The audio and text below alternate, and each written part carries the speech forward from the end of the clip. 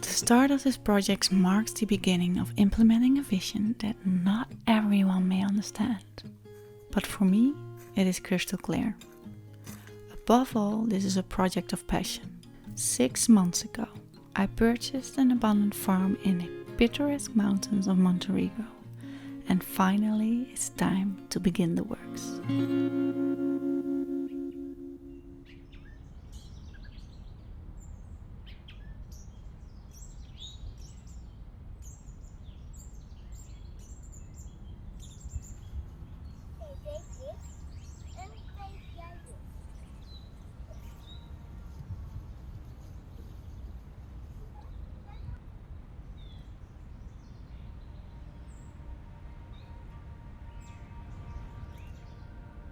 My family and I have been living in Montenegro for over a year now, exploring the different regions of this stunning country by car.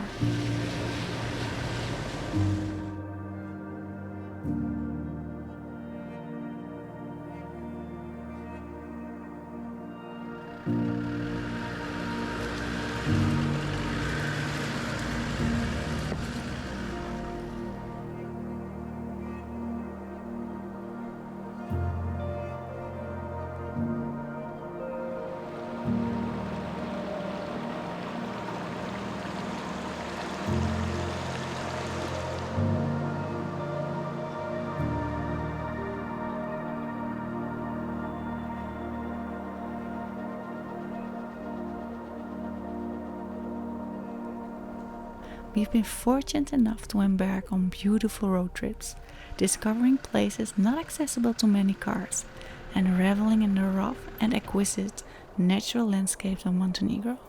We've even spent nights sleeping on top of our car in a rooftop tent, under the stars high up in the mountains, and down below by the wild rivers, relishing in the raw beauty of this land. So time to leave the Heidi feelings behind, the Heidi vibe. And it's just amazing over here. Just being on this mountain plateau is something special. It was during one of these trips that we stumbled upon this property in spring of 2022.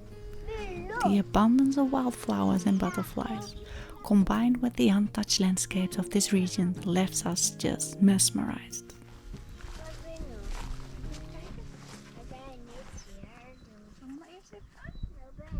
In the future, I will share an episode on how we discovered this place and what it's like buying a plot like this in Montenegro and what the price range you can expect. But for now, the present. Winter is coming, and with that, snow. In one night, it can even snow up to 2 meters high, as it did last year, leaving people in the village trapped in their houses for 2 days. So we are here to assess what needs to be done before the snowfall arrives. And while being here, I just can't stop imagining what a beautiful, wide, magical landscapes will unfold in a couple of weeks.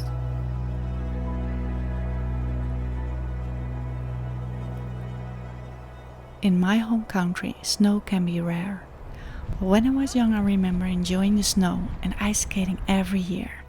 And I feel blessed to be able to give this magical experience to our kids as well. And as I look at the property and imagine how this will be, I see also the roof of our goat shack slowly collapsing. We fear that the roof actually will fully collapse under the weight of a little bit of snow, which would damage the roof tiles that are in still pretty good condition. As preserving the history of this property and rebuilding it in its traditional style is one of our main priorities.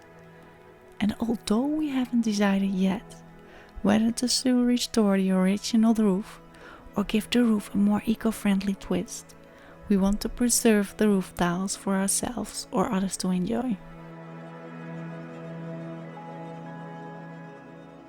Unfortunately, the roof structure itself is not sturdy anymore. Some beams have rotted. We plan to reuse the wood on the property for building raised garden beds, compost piles, fences and anything else we can imagine. Or any great ideas suggested by you. Overall, this project is an excellent adventure that has just begun.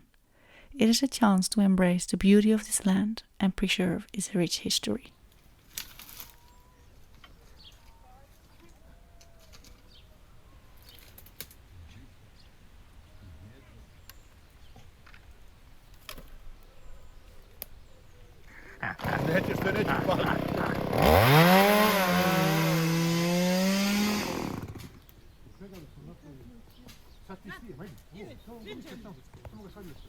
When we first embarked on this project, we knew that working with locals would be an essential component for us. Not only would it provide us with an opportunity to connect with others in a foreign land, of which we do not speak the language, and build great relationships, but it would also allow us to contribute to the local economy in a meaningful way.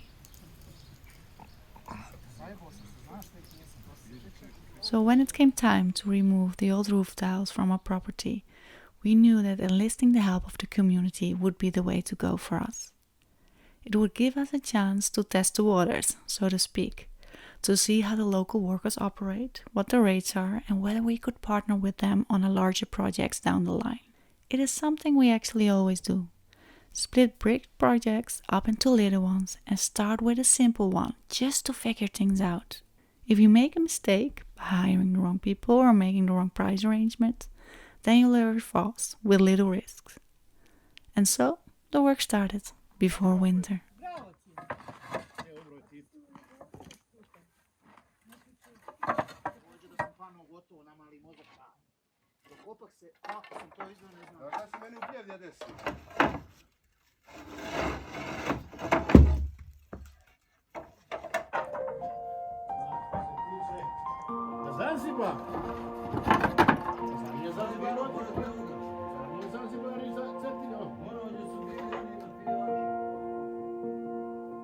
We uncovered a wealth of hidden treasures on the property. Old glass bottles, rusted farm tools, old school books, all that hinted of a rich and storied past. We even found the skeletons of goats that had long since passed away, reminders of a simpler time when customs were different and the land was wild and untamed. One such custom that we found particularly fascinating was the practice of placing a goat's jawbone on the stone walls beneath the roofline to ward off evil spirits. It's a custom that we may very well follow ourselves, a way to honor the history of the land and the people who came before us.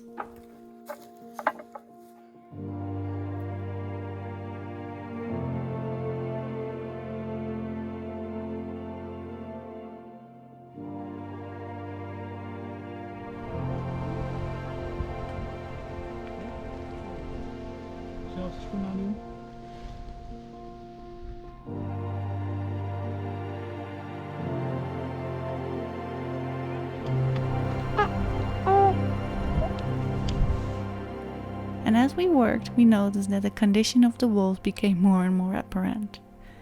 I understood when I bought this property that many of the walls were in need of extensive repairs, and some would have to be completely torn down and rebuilt from scratch.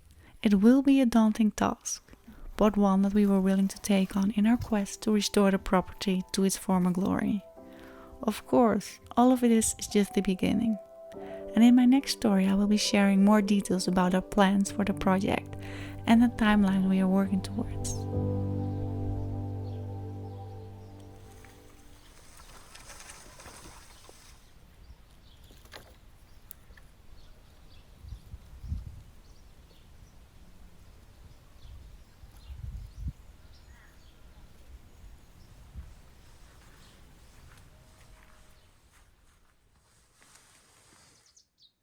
As winter approached, we finished removing the old roof tiles from the property. And just a few weeks later, the snow arrived, transforming the landscape into a winter wonderland.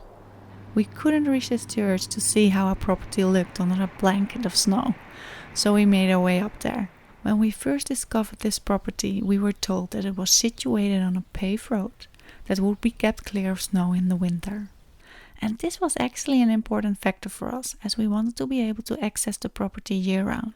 However, when we arrived, we found that the road had not been cleared yet, and we had to get creative to make our way through. So this is fantastic! Gerben is going to one of our neighbors here in front to ask if we can get to our property another way. And in the meanwhile, I'm trying to lift up the drone, take a look around, but it's quite incredibly beautiful, the winter landscape here.